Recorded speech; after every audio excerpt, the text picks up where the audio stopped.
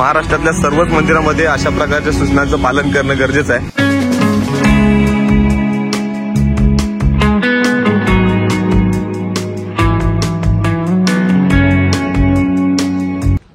नमस्कार मंडळी, मी रोहित खापरे। आज आपण चाललोय पुण्यातील वाघोली येथील वाघेश्वर मंदिरात। तर चला भन्नाट प्रवास सुरू करूया।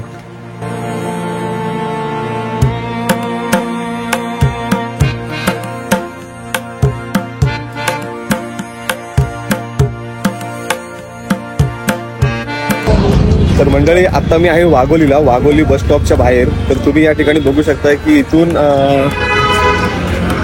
वडापाव आहेत ह्या, ज्या आपल्याला वाघेश्वर मंदिराच्या इथं अवघ्या 10 रुपयात पोहोचवतात। तर वाघोली बस स्टँडच्या अगदी बाहेर ह्या वडापावशा लागलेल्या आहेत, ज्या फक्त 10 रुपयात आपल्याला मंदिरापर्यंत पोहोचवतात।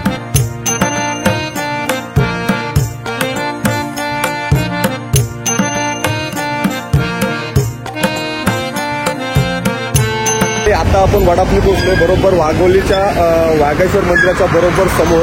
तर या ठिकाणी तुम्ही बघू शकता हा आहे पुणे नगर हायवे, हा पुणे नगर हायवे आहे आणि बरोबर त्याच्या समोरच तुम्हाला हा वाघोलीचं मंदिर दिसतंय। मंदिराचा प्रवेशद्वार हा समोरच दिसतोय। तर इथून आपण आता आतमध्ये जाणार आहे।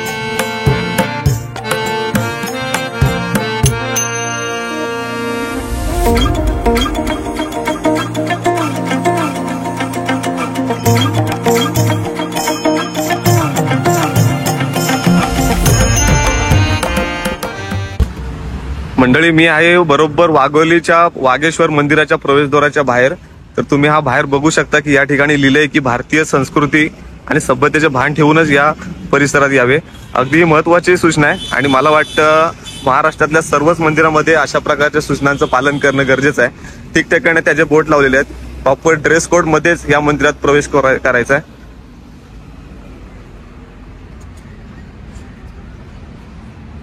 आणि मंदिराची कमान तुम्ही बघू शकता, एवढी भव्य दिव्य अशी कमान आहे मंदिराची, खूप सुशोभित आहे।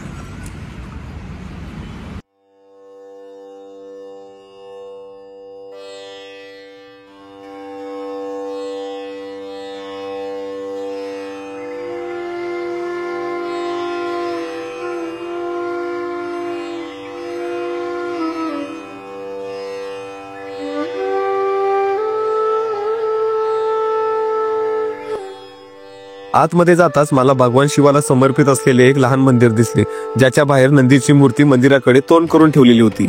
जवळच एक मोठी काळी दीपमाळ होती, जी अलीकडेच बांधलेली दिसते, जी उत्सवाच्या वेळी उधळून निघते। तिथून मला वाघेश्वर मंदिराचे स्पष्ट दृश्य दिसत होते।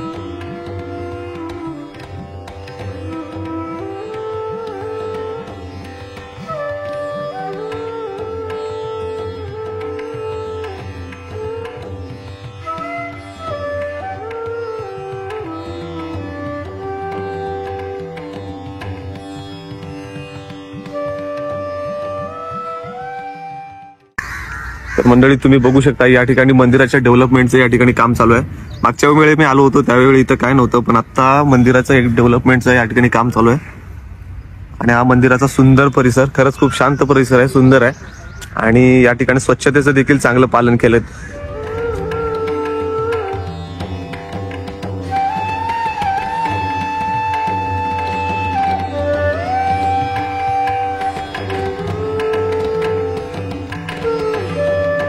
ओम नमः शिवाय दिलेल्या छोट्या प्रवेशद्वाराजवळ पोहोचल्यावर मला एक मोठी घंटा दिसली, जी मंदिराच्या सौंदर्यात भर घालत होती।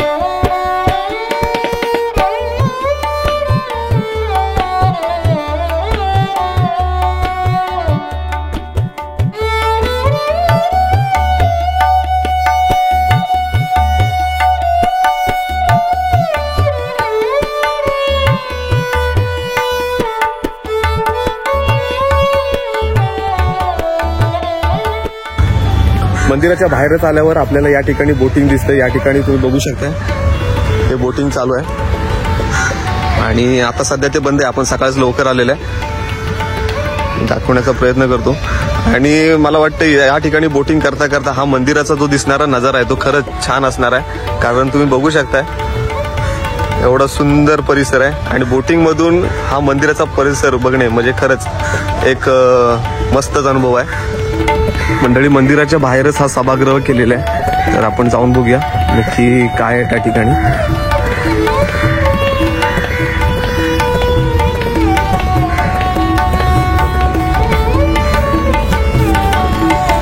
तर या ठिकाणी तुम्ही बघू शकता इथे संत तुकाराम महाराज आहेत, विठ्ठल रखुमाईची मूर्ती आहे, त्यानंतर संत ज्ञानेश्वर महाराज आहेत आणि मागे संपूर्णपणे संप्रदायी वारकरी संप्रदायाचं चित्र कोरलेलं आहे. तर या ठिकाणी भक्तांना बसण्यासाठी ह्या सभागृहाची बरोबर मंदिराच्या मागे ही जागा केलेली आहे. खरंच खूप शांत आहे आणि छान आहे.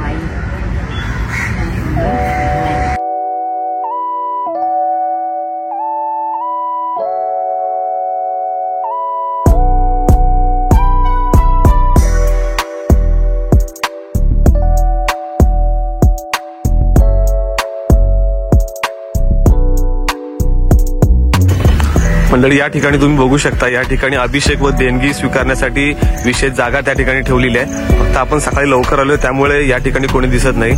सोबतच इथं पिण्याच्या पाण्याची देखील व्यवस्था केलेली आहे. सोबतच मंदिरात जाण्याच्या आधी जे तुम्ही हातपाय वगैरे धुवून फ्रेश होऊन मंदिरात जाऊ शकता. सोबतच बोटिंगचा देखील बोर्ड लागलेला आहे. आता बोटिंग सकाळी लवकर बंद आहे, मग माझ्या माहितीनुसार एक थोड्या वेळात बोटिंग चालू होते आणि दिवसभर ती जवळपास 5 ते 6 वाजेपर्यंत बोटिंग चालू असते या ठिकाणी. मंडळी, खूप छान प्रकारे आपलं दर्शन देखील झालेलं आहे आणि त्यानंतर आपण बोटिंगचा देखील परिसर बघितलेला आहे. तर आता आपण बघूया या ठिकाणी नाना नानी पार्क, म्हणजे या ठिकाणी जे भाविक येतील तर त्यांना बसण्यासाठी वगैरे नाना नानी पार्कची जी व्यवस्था केलेली आहे ती देखील आपण बघणार आहे. सोबतच पिलाजीराव जाधव यांची समाधी छत्रीची देखील या ठिकाणी जागा आहे, त्यांचं स्मारक आहे, ते देखील आपण या ठिकाणी बघूया. चला.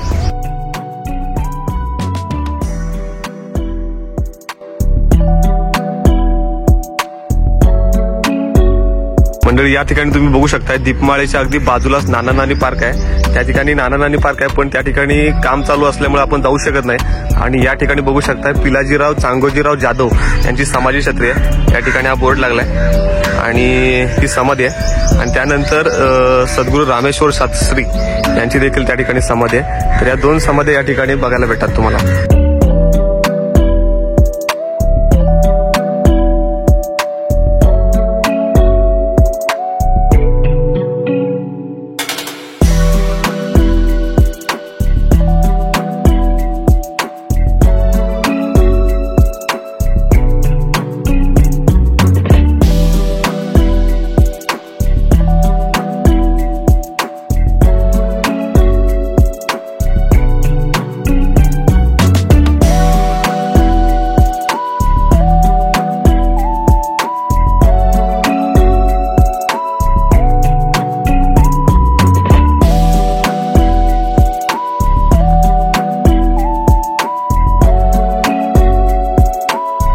चला तर मंडळी, दर्शन वगैरे झालेलं आहे आणि इथला जास्तीत जास्त परिसर तुम्हाला दाखवण्याचा मी प्रयत्न केलेला आहे. तर चला भेटूया नवीन ब्लॉगमध्ये. आणि ही व्हिडिओ तुम्हाला कशी वाटली, थोडी इन्फॉर्मेटिव्ह वाटली असेल तर नक्कीच कमेंट करून सांगा.